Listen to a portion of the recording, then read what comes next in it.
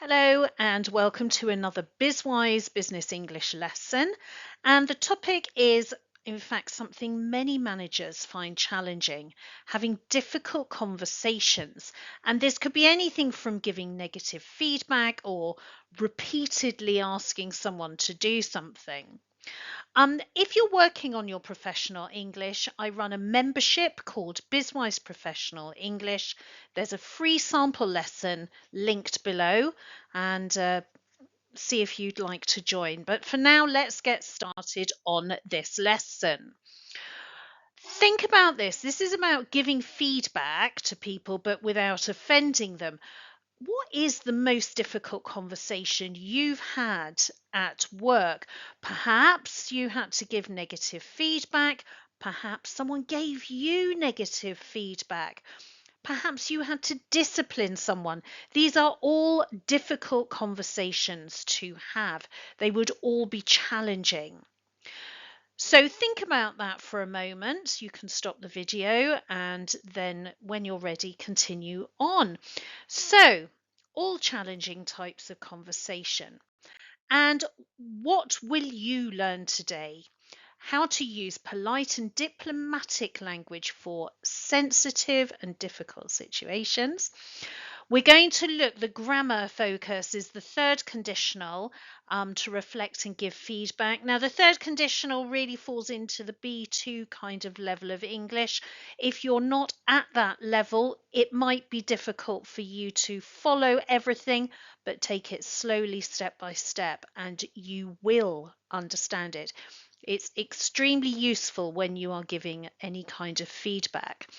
You're also going to learn specific vocabulary for constructive criticism.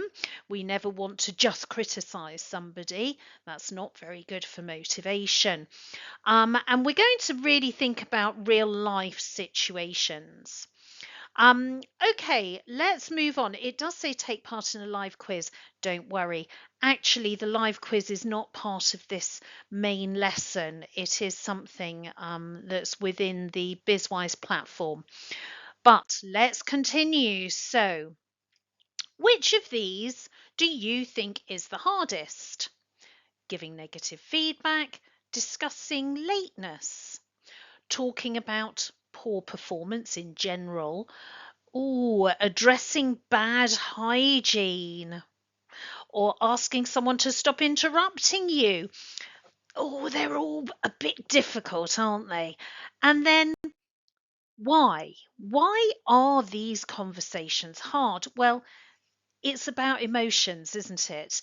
There is a risk of offending somebody. Hierarchies, it depends. Are you the manager? Are you the team member? What is the senior position? Even cultural differences can make conversations hard. So you've got to consider rather a lot of things. Now, let's look at 3 strategies that can help in these situations.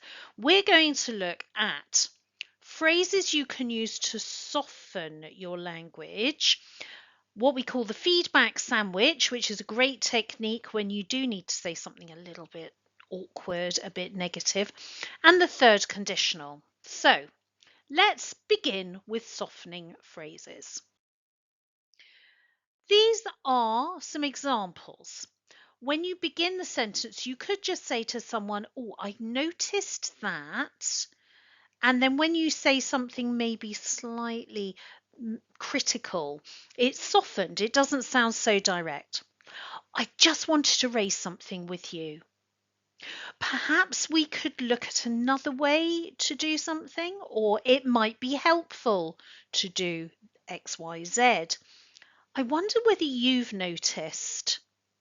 These are all very polite, gentle ways to start the phrases where you might follow it with something slightly negative. I've mentioned this before, but I'll mention it again for those of you who haven't seen all the videos. We are very conscious of politeness and being diplomatic in English. The main reason is that we do not have 2 versions of the word you. We only have one version. We do not have a U for family and friends and a U for senior managers or people we want to show respect to. We don't have that. So we use lots of other words to make it sound polite. All right. So English, focus on politeness. Now, the feedback sandwich, if you need to say something negative to someone, a great way to do this is begin with something positive, then you give your main message, and then you finish with something positive again. And so you sandwich the slightly negative message in the middle. For example, you've been great with clients recently, but I wonder whether you've noticed that deadlines are slipping. I know you can get back on track. So we've got two positive things with a slightly negative one in the middle, but said in a very polite way. This is called the feedback sandwich.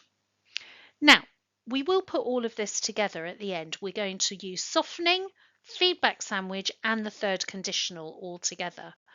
And speaking of the third conditional, here it comes, right, using the third conditional. Now, first of all, the structure of it. Don't worry, it's actually not as complicated as it will first appear. A conditional sentence has two clauses or two parts to it. The condition begins with if, and it's if something happens, then there's a result. Now, in this case, we use if followed by the past perfect. Don't panic. On the result side, it is would, could, might have, plus the past participle. Now, the past perfect is had and the past participle. So let's imagine we're using the verb to wait. If I had waited, if you had waited, if he had waited, if she had waited, if we had waited, if they had waited. Had in the past participle, that's it. All right. Here is an example. If you had told me about the delay, I could have done something to help. Now, the point of the third conditional is that we are imagining a different result. It is for something that's already happened. Think of it like one of those experiences where you've already done something, it is finished, maybe it wasn't very good, but you can use it as a learning experience. There are no such things as mistakes, they are all learning experiences, and using the third conditional is how we can talk about this. Let's look at it in a bit more detail. So we use the third conditional to reflect on a past event but imagine a different outcome. Okay, so imagine you know someone who fails an exam.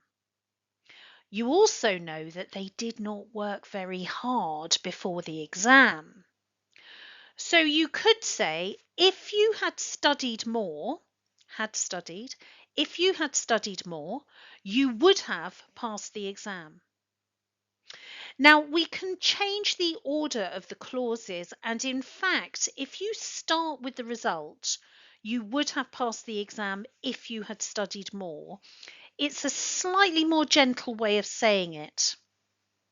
Right? If you begin with the if, it's a bit more direct. So, if you want to be softer, use the result followed by if. Slightly more gentle. There we are. So it's a great way to give feedback when something went wrong or it could have been better. Let's look at some examples. Contractions, before I show you the examples, I just want to mention some contractions. It's where we put two words together with an apostrophe. So the ones that you need to take notice of here, contractions to note, would have is would have. That's the contraction. Would not have is wouldn't have. Had not is hadn't. Because we can use positive, negative. It doesn't matter which way we do it. It just needs to make sense. For example, if you had paid attention, we would have received all the right information. Imagine you have a colleague who went into a meeting, but they were looking at their phone. They were not actually paying attention to what was going on. So you didn't get the right information. So you could say, if you had paid attention, we would have received all the right information. You could do it using a negative. If you had paid attention, we wouldn't have missed all the information. The meaning is the same, but is showing you an example of how you can use a negative. If we had followed safety procedures, the accident wouldn't have happened. If we hadn't followed safety procedures, the accident would have happened. All right. Remember, you can stop the video, have a look at this, just to be sure you've got all the right information. So, imagine you've got a problem. Your colleague is disorganized. The result, they were late to the meeting this morning. How can we make that into a conditional sentence? If you had set an alarm, that's the solution to the problem. Your if clause, your condition, is the solution to that problem. You wouldn't have been late to the meeting this morning. That's a different result to the one that actually happened. If you had set an alarm, you wouldn't have been late to the meeting this morning. Or, in reverse, you wouldn't have been late to the meeting this morning if you'd set an alarm. I'll just point out here, I don't need the comma in that sentence. When you do the condition followed by the result, they are divided with a comma. When you do the result followed by condition, the comma should not go there, should not be used. All right. So let's put everything together. We've got some softening phrases. I noticed that. I just wanted to raise something with you. Perhaps we could look at another way too, or it might be helpful too. I wonder whether you've noticed. Third conditional, you wouldn't have been late to the meeting this morning if you'd set an alarm. So I could say, I just wanted to raise something with you. You might not have been late to the meeting this morning if you'd set an alarm. Notice I've used might just to show it's even softer. There's the possibility. I can't say for sure that you wouldn't have been late. It's not possible to guarantee it. So might would work well here, as well as you would not. Okay, so that's making it very gentle. Now we're going to add in the sandwich. So as a feedback sandwich, you could say this. Just to say, so say something nice first. Just to say, once you were in the meeting, your input was really helpful. You'd clearly thought things through. However, now it's going to be some not so good news. However, you might not have been late to the meeting this morning if you'd set an alarm, and it does make things easier when we can all start on time. Finally, something else nice. But overall, you're doing solid work, so let's just keep an eye on the timing going forward. See how that all works together? So you're saying something that can cause a little bit of feeling uncomfortable. It can be difficult to say something negative to somebody, but using this strategy makes it so much easier. So remember, BizWise Professional English. Hopefully now you'll be able to tackle those difficult conversations easily. If you've enjoyed this video, please join me.